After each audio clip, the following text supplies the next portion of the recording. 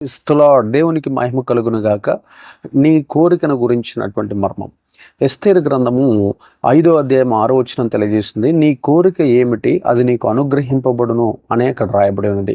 అహష్వేరోషు రాజు దగ్గరికి ఎస్తేరు అమ్మ ఎప్పుడైతే వెళ్ళిందో అప్పుడు ఆమెను చూసిన తర్వాత ఆయన మొట్టమొదటి పని ఏంటంటే నీకు ఏ కోరిక ఉన్నది, నీకు అది అనుగ్రహింపబడును అని తెలియజేశాడు. మనం కూడా రాజులకు రాజైన సియోను రాజైన యేసుప్రభు వారి దగ్గరికి వచ్చినప్పుడు నీ కోరిక ఏమిటి అని దేవుడు మనం అడుగుతాడు.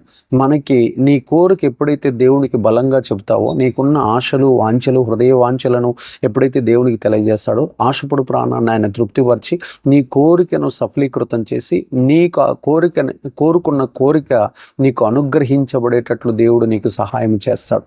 అందుకని మనం దేవుని దగ్గరికి వచ్చినప్పుడు, కాంక్షణీయుడైన యేసుప్రభు వారి దగ్గరికి వచ్చినప్పుడు నీ కోరికలన్నీ చెప్పి అత్యధికమైనటువంటి ఆశీర్వాదాలు మేలులకు నువ్వు పొందుకోవచ్చు. దేవుని దగ్గరికి నువ్వు ఎప్పుడైతే వస్తావో, దేవుణ్ణి నువ్వు ఏదైతే కోరుకుంటావో ఆ కోరుకున్న కోరిక నెరవేర్చబడి సఫలీకృతం అయినప్పుడు నీకు ఆనందము, సంతోషము, సమాధానము, నెమ్మది తరతరములకు కలుగునుగాక. ఆమేన్.